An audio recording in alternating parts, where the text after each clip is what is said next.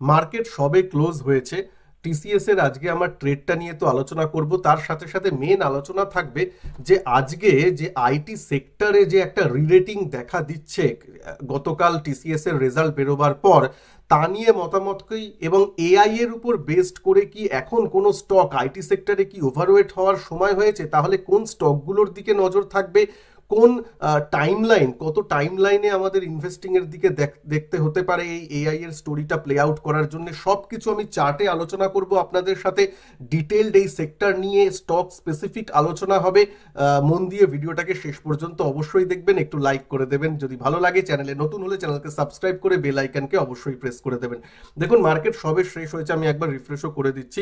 আজকে position TCS এর ছিল, আমি যদি দেখেন 10টা 11-12 নাগাদ 4030 টাকা থেকে পজিশনটা নেওয়া শুরু হয়, এবং সেই পজিশন আমি ক্যারিও করছি। অনেকে বলবেন যে কত ক্যাপিটালে এই ট্রেড করা হয়েছে, মোটামুটি 25 থেকে 26 এল এর মতো অ্যাভারেজ ক্যাপিটাল ছিল, সেই নিয়ে ট্রেডিংটা হয়েছে। যাই হোক, মোটামুটি আমার এই লাভটা যে চলছে তার জন্য, কুশনের জন্য আমি কিন্তু এটা ক্যারিও করছি, দেখতেই পাচ্ছেন। সুতরাং টিসিএস এর জিনিসটা আমার ক্যারি হচ্ছে। এইবার আসি আপনাদের বিভিন্ন চার্টে, যে চার্টে কেন নিলাম, কি নিলাম, সেগুলো আলোচনা করব। তারপর আইটি সেক্টর, এআই নিয়েও আলোচনা হবে। আপনারা যারা আমার ফ্রি টেলিগ্রাম গ্রুপে যুক্ত আছেন তারা জানেন, তাদেরকে আমি কিন্তু আজকে দেখুন 10টা 11-12 যখন অর্ডার বুকে দেখালাম, যখন আমিও ট্রেডটা নেওয়ার প্ল্যান করেছিলাম, তখন কিন্তু আপনাদেরকেও অ্যালার্ট করেছিলাম যে একটা বুলিশ চার্ট প্যাটার্ন তৈরি হচ্ছে 4030 4035 নাগাদ। আশা করি আপনারা সেই অ্যালার্টের দ্বারা উপকৃত হয়েছেন।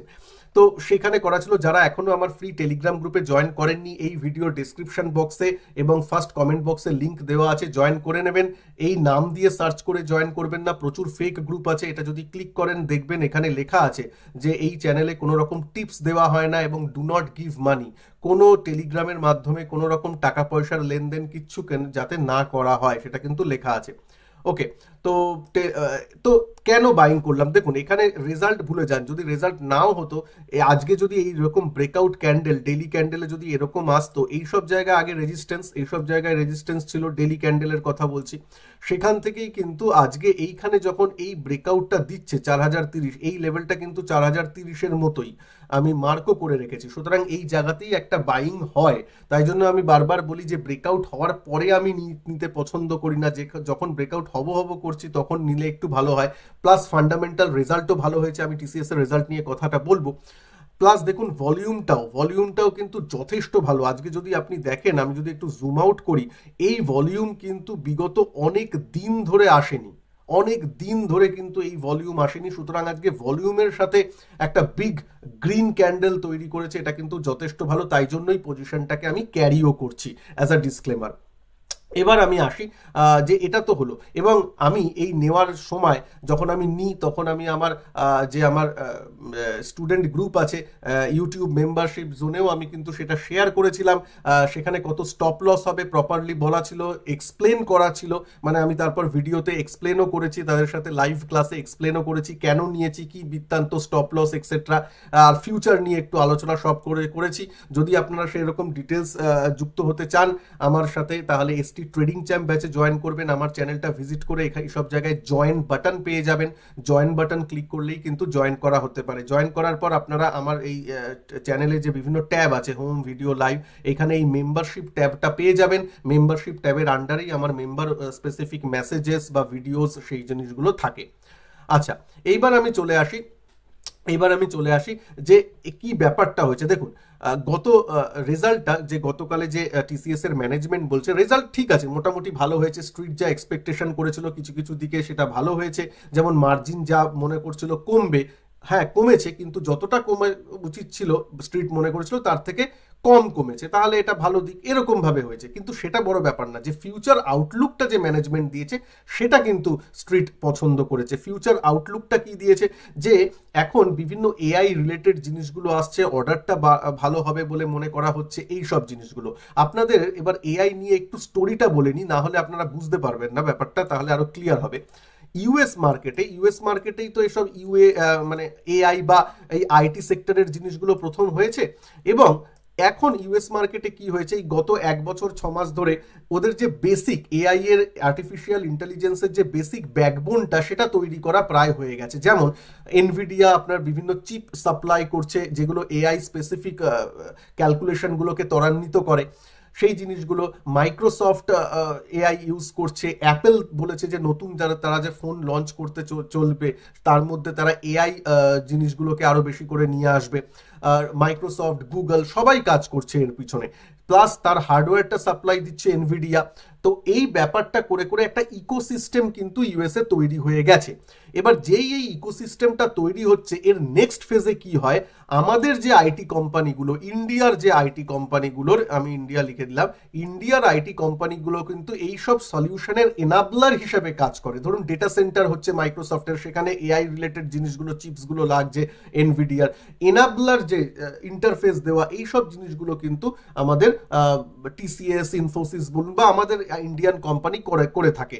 তো এই কাজগুলো যখন এখানে একটা ব্যাকবোন বা ইকোসিস্টেমের বেসিকটা তৈরি হয়ে গেল, তারপর যখন ভলিউম আসতে শুরু করে, সেই ভলিউম জিনিসগুলো কিন্তু ইন্ডিয়াতে আসবে, যাকে আমরা আউটসোর্স অনেক সময় বলে থাকি। তো সেই জিনিসগুলো করে থাকে, প্লাস এরা অফশোর সাপোর্টও দেয়। অফশোর মানে এখানের অনেক ইঞ্জিনিয়ার্স ইউএসএ গিয়ে কাজগুলো করছে, তার থেকে একটা রেভিনিউ পাওয়া যায়। তো এই জিনিসগুলো কিন্তু একটা তৈরি হওয়ার চান্স দেখা দিচ্ছে। মানে প্রথম এআই আসার প্রথম 1 বছর 6 মাস ইউএস এর স্টকগুলো বেড়েছে বা স্টকগুলো করেছে, জানেন এনভিডিয়া প্রায় 3, 4, 5 গুণ হয়ে গেছে। তো এইবার আমাদের কিন্তু, আমার মনে হয়, এটা আমার পার্সোনাল মতামত, এবার নেক্সট যে ভলিউম যে ওয়ার্কগুলো আসতে চলেছে বা এনাবলারের কাজগুলো হতে চলেছে সেগুলো কিন্তু ইন্ডিয়ান মার্কেটে আসতে চলেছে, এবং তার একটা আভাস কিন্তু টিসিএস এর ম্যানেজমেন্টের মুখ থেকেও পাওয়া গেছে। সুতরাং বাজার কিন্তু এই জিনিসটাও দেখেছে। দেখুন টিসিএস বা ইনফোসিস, যেমন টিসিএস আজকে 7% বেড়েছে, 7% তো আমি আপনার কেনা বেচাতে পারে না। তার মানে বড় ফান্ড ম্যানেজাররা, এফআইআই, ডিআইআইরা এখানে ইনভেস্ট করছে বা পয়সাটা দিচ্ছে, তার জন্যই বেড়েছে। সুতরাং তারাও কিন্তু এই গ্রোথ স্টোরির উপর একটু ভরসা প্রদান করছে ম্যানেজমেন্ট বলার পর থেকে। সুতরাং এই ব্যাপারটা আমার পার্সোনালি ভালো লেগেছে। এবং যদি এই এআই এর ব্যাপারটা কাজ করে বা এআই এর ব্যাপারটা মানে ওয়ার্কআউট করে, তাহলে কদিন বা কমাস বা কি থাকতে পারে, আমার এখন মনে হয় যদি আমরা এখন আইটি সেক্টরের দিকে নজর রাখি তাহলে মিনিমাম 1 থেকে 2 বছরের নজরিয়া আমাদের রাখাটা উচিত হবে। হ্যাঁ, এই নয় যে আমি এখানে সুইং ট্রেডিং এর জন্য বলছি, সে মাঝে মাঝে ধরো ডিপসে বাই করলেন উপরে গেল, সেটা নিয়ে কথা হচ্ছে না। মেন যদি আইটি সেক্টরের এই এআই গেম প্লেটা করা স্টোরিটা আমরা ধরার চেষ্টা করি, তাহলে আমার মনে হয় যে 1-2 বছর মিনিমাম আমাদের সময়টা দিতে হবে ইনভেস্টমেন্ট করে, এবং বড় বড় লার্জ ক্যাপে থাকাটা প্রথম দিকে আমি প্রেফার করব। বড় বড় লার্জ ক্যাপ মানে জানেন এখানে মিড ক্যাপ অনেক কোম্পানি আছে, আইটি সেক্টরে প্রচুর মিড ক্যাপ কোম্পানি আছে, কিন্তু মনে হয় প্রথমের দিকে, এটা আমার মতামত, যে ধরুন ইনফোসিস, টিসি মানে ধরুন মাইক্রোসফট, আপনার তারপর গুগল, এরা ধরুন কোনো কাজ দিতে চাইলো, তারা তো সবসময় চাইবে প্রথম প্রেফারেন্স তাদের বড় কোম্পানিগুলোর দিকেই আসে, প্রথম অর্ডার ফ্লো। তারপর যখন ভলিউমটা আরো বাড়তে থাকে, ইউএস এর আরো অনেক, ইউএসএও তো অনেক আরেকটু যে মিড ক্যাপ কোম্পানিগুলো আছে তাদেরও যখন ভলিউম কাজের বাড়ে, তারাও যখন এখানে আউটসোর্স করার চেষ্টা করে, তারা তখন বড় কোম্পানিগুলোকে না করে আমাদের যে মিড ক্যাপ, স্মল ক্যাপ, তাদের দিকে কাজগুলো দেওয়ার চেষ্টা করে। এরকম ভাবে ইকোসিস্টেমটা কাজ করে। সুতরাং প্রথম দিকে লার্জ ক্যাপের সাথে থাকার একটা আলাদা স্টেবিলিটি আছে বলে আমার মনে হয়। যেহেতু এআইটা একটা নতুন স্টোরি, এআইটা তো এরকম নয় যে অলরেডি জানা হয়ে গেছে, তা নয়, একটা নতুন স্টোরি, তাই জন্য সেক্ষেত্রে লার্জ ক্যাপের সাথে থাকাটাই ভালো। সেক্ষেত্রে টিসিএস, ইনফোসিস, এইচসিএল টেক এগুলোই ভালো। এবার আপনারা বলবেন উইপ্রো আমার পার্সোনাল পছন্দের ব্যাপার নয়, কিন্তু আপনাদের প্রচুর লোকের পোর্টফোলিওতে আছে, তাই উইপ্রো স্টকটা নিয়ে একটু আলোচনা করে দিই। কেন আছে আমি এটা হলফ করে বলতে পারি, সবাই নিশ্চয়ই আপনারা জানেন যাদের পোর্টফোলিওতে আছে তারা কেউ ইনফোসিসের সাথে উইপ্রোর তুলনা করে বা টিসিএস এর সাথে তুলনা করে ফান্ডামেন্টালটা অ্যানালিসিস করে উইপ্রোটা নেননি। সবাই নিয়েছেন যেহেতু ওই স্টকের দামটা কম, 1000 টাকার নিচে, 500 টাকা, 400 টাকা এরকম, তাই জন্য নিয়েছেন। যেখানে টিসিএস এর দাম 4000 টাকা, তাই জন্য, মানে শুধুমাত্র দাম দেখে নিয়েছেন, কোনো মাত্র ফান্ডামেন্টাল বা কোনো অ্যানালিসিস করে নেননি। কারণ যদি রেজাল্টের নিরিখে দেখেন তাহলে উইপ্রোর থেকে টিসিএস এবং ইনফোসিস, এইচসিএল টেকের রেজাল্ট ফার ফার বেটার বিগত কয়েক কোয়ার্টারে। এবার কোয়ার্টারে কি হবে জানা নেই, কিন্তু যদি উইপ্রো কারোর কাছে থেকে থাকে আমি উইকলি চার্টে আসি, তাহলে অবশ্যই রাখা যায়। সেক্ষেত্রে একটা স্টপ লস যদি বলি 420 410 এরকম নাগাদ থাকবে। হ্যাঁ, অনেকটা দূরে মনে হচ্ছে, কিন্তু এটা ইনভেস্টমেন্ট পারপাসে বলছি, লং টার্মের, একটু মিডিয়াম টু লং টার্মের কথা এখানে আলোচনা হচ্ছে। মোটামুটি ইনফোসিসও ঠিক আছে, এই রেজাল্ট এবার দেখতে হবে এবার কি রেজাল্ট তার তো করে। আর ইনফোসিসে যদি আসি, মানে উইপ্রোর কথা বললাম, এবার ইনফোসিসে আসি। ইনফোসিসেও সুন্দর চার্ট প্যাটার্ন তৈরি করেছে, বাড়ছে, কিন্তু একটা প্রবলেম মনে রাখবেন, যখনই ইনফোসিসের রেজাল্ট মনে হয় কয়েকদিন বাদে আছে, ইনফোসিসের রেজাল্ট আসার পরেই কিন্তু টিসিএস এর সাথে ইনফোসিসের একটা কম্প্যারিজন চলে আসবে, এবং ফান্ড ম্যানেজার যারা আজকে টিসিএস কিনছে তারা যদি দেখে ইনফোসিসের রেজাল্ট ভালো হচ্ছে, তাহলে টিসিএস এর জায়গায় একটু ইনফোসিসের উপর ওয়েটেজটা বাড়বে। আবার যদি দেখা যায় ইনফোসিসের রেজাল্টটা টিসিএস এর মতো অত ভালো হয়নি, বা ম্যানেজমেন্ট আউটলুক টিসিএস এর মতো অত ভালো হয়নি, সেক্ষেত্রে কিন্তু আবার ফান্ড ফ্লো ইনফোসিস থেকে বেরিয়ে টিসিএস এও যাওয়ার সম্ভাবনা আছে। সুতরাং এই রিস্কটা রয়েছে যতক্ষণ না ইনফোসিসের রেজাল্টটা বেরোচ্ছে। সুতরাং সেই দিকে একটু নজর থাকবে। ইনফোসিসের রেজাল্ট বেরোলে আমি এই চ্যানেলেই আপনাদের সাথে বলে দেবো। তাহলে এখন আমাদের করণীয় কি? এআই স্টোরিতে তো সঞ্জয় বুঝলাম 2-3 বছরের ব্যাপার লাগবে, 1-2 বছরের একটু ইনভেস্টেড থাকার, এটাও তুমি বললে। যদিও কোনো ফিনান্সিয়াল অ্যাডভাইস নয়, নিজেদের অ্যানালিসিস করেই ডিসিশন নেবেন, বাই করবেন না সেল করবেন সেটা সম্পূর্ণ আপনার নিজের দায়িত্ব। এবার চলে আসি যে তাহলে কি মতামত। আমি যদি পার্সোনাল বলেন, আমি লার্জ ক্যাপে এখন থাকবো, তার মধ্যে টিসিএস, ইনফোসিস, এইচসিএল টেক, এই তিনটে আমার প্রেফারেন্স। সব থেকে বেস্ট হয়, যেটা সব থেকে বেস্ট, আমি যেটাতে ওভারওয়েট হতে চলেছি বা অলরেডি আছি, যারা এই চ্যানেলে আছেন তারা জানেন 6 মাস 1 বছর আগে থেকে আমি আইটি বিজ বা আইটি মিউচুয়াল ফান্ড নিয়ে অনেকবার বলেছি যে 5 থেকে 10% অ্যালোকেশন রাখাই যেতে পারে। আইটি বিজ মানে হচ্ছে IT ETF, Nipon India IT ETF, সেটা দিয়ে সার্চ করলেই পেয়ে যাবেন আইটি বিজ। সেটা নিয়েও কাজ করা যেতে পারে, যারা ইটিএফকে একটু পছন্দ করেন সেই জিনিসটা, যার মধ্যে ইটিএফ এর একটা মিউচুয়াল ফান্ড বলতে পারেন, তার মধ্যে ভালো ভালো স্টক আছে, সব আছে, সেটাকেও দেখা যায় আইটি ইন্ডেক্স ফান্ড পাতি বাংলায়। তো সেইগুলো দিয়ে কাজ করাটা আমার মনে হয় অনেক বেটার। তার মধ্যে লার্জ ক্যাপও চলে আসছে, আপনার টিসিএস, ইনফোসিস এগুলোও যেমন চলে আসছে, তেমন তার সাথে সাথে একটু যে লোয়ার মিড ক্যাপ স্টকগুলো, যেমন এলটিআই, যেগুলো টিসিএস এর থেকে একটু কম মার্কেট ক্যাপের, সেগুলোও চলে আসছে। সুতরাং একটা ভালো কম্বিনেশন থাকছে। সুতরাং আমার মনে হয় আইটি মিউচুয়াল ফান্ড, সেক্ষেত্রে আইসিআইসিআই এর আছে mutual fund, tata digital fund আছে, সেই জিনিসগুলো থেকে দেখা যেতে পারে। যারা ইটিএফ এ প্লে করতে চান তাদের জন্য Nipon India IT index fund বা আইটি বিজ যেটা আছে সেটার দিকেও যথেষ্ট নজর দেওয়া যায়। তাহলে কি হবে, আইটি বিজ বা মিউচুয়াল ফান্ডের দাম হয়তো একটা থাকলো, তো সেখানে আপনি যখন কিনতে যাবেন ওই 4000 টাকা দাম দেখে পিছিয়ে যাওয়ার মতো হচ্ছে না, মানে মানসিকতার দিক দিয়ে অনেকটা হয়। যদিও দাম দেখে কেনাটা উচিত নয়, কিন্তু বললেও অনেকে তো দামটাই ফার্স্টে দেখেন, না হলে উইপ্রো অনেকে নেবেন কেন? তো সেই জন্যই বলছি, সেক্ষেত্রে আমার সব থেকে বেস্ট লাগে। আমি তাই জন্য আইটি বিজও আমি অলরেডি আমার পোর্টফোলিওতে আছে। অ্যাজ এ ডিসক্লেমার, আমি হয়তো সেখানে অ্যালোকেশনটা আরো বাড়াবো, ঠিক আছে?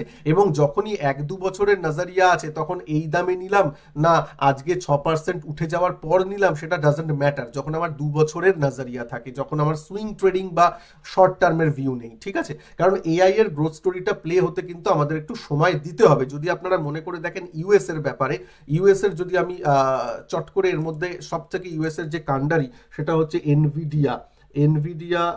শেয়ার প্রাইস যদি আপনি দেখেন, মানে গ্রোথ স্টোরিটা কেমন হয়েছে, মনে করবেন না 127 স্প্লিট হয়েছে 10:1 কিছু বছর আগে, 5 বছর যদি এখান থেকে দেখেন, এখান থেকে মোটামুটি এই ব্রেকআউটটা এখান থেকে নিল মোটামুটি 2023 থেকে কিন্তু আজকে 2024-এর মাঝামাঝি পর্যন্ত কিন্তু এই র্যালিটা চলছে। বুঝতে পারছেন?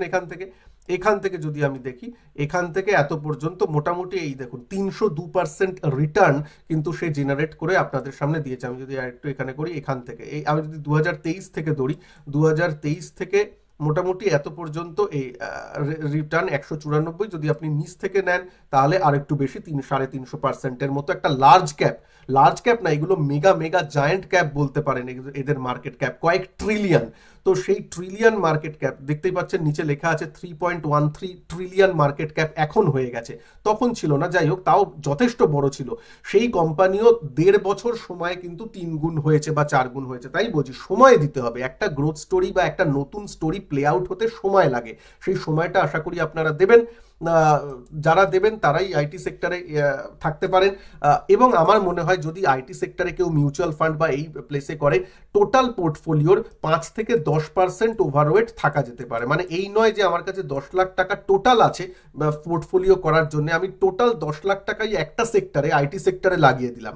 এটা কোনোদিনই ঠিক মানি ম্যানেজমেন্ট হতে পারে না, অ্যাসেট অ্যালোকেশন হতে পারে না। টোটাল পোর্টফোলিওর একটু ওভারওয়েট হওয়া যায়, 5%, 10% বা ম্যাক্সিমাম 15%, সেরকম হয়ে থাকা গেল। এবার সময় দিতে হবে একটু সেটাকে গ্রোথ স্টোরিটা প্লে করার জন্য। আশা করি ভালো লাগলো, বুঝতে পারলেন। আবার বলছি, যারা আমার স্টুডেন্ট মেম্বারশিপে জয়েন করতে চান, আমার চ্যানেল ভিজিট করে পাশে জয়েন বাটন পেয়ে যাবেন। এই জয়েন বাটন ক্লিক করে কিন্তু জয়েন করে নিতে পারেন, যেখানে আমি লাইভ মার্কেটেও ক্লাস করাই। তাছাড়া আপনার বিভিন্ন সময় মেসেজেস বা মেম্বার্স অনলি ভিডিওসগুলোও থাকে। আজকের ভিডিওকে ভালো লাগলে প্লিজ একটু লাইক শেয়ার অবশ্যই করবেন। চ্যানেলে নতুন হলে চ্যানেলকে সাবস্ক্রাইব করে বেল আইকনকে অবশ্যই প্রেস করে দেবেন। ভালো থাকবেন, নমস্কার, জয় হিন্দ, বন্দে মাতরম।